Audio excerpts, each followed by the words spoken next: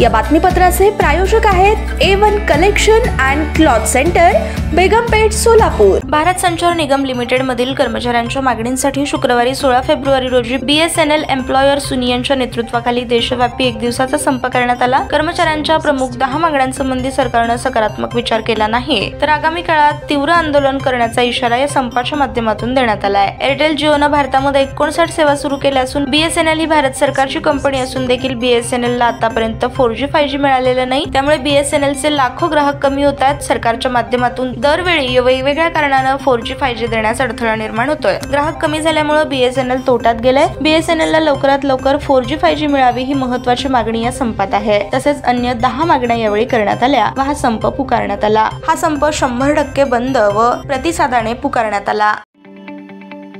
ताज्या बातम्या पाहण्यासाठी प्राईम महाराष्ट्र न्यूज चॅनलला सबस्क्राईब करा।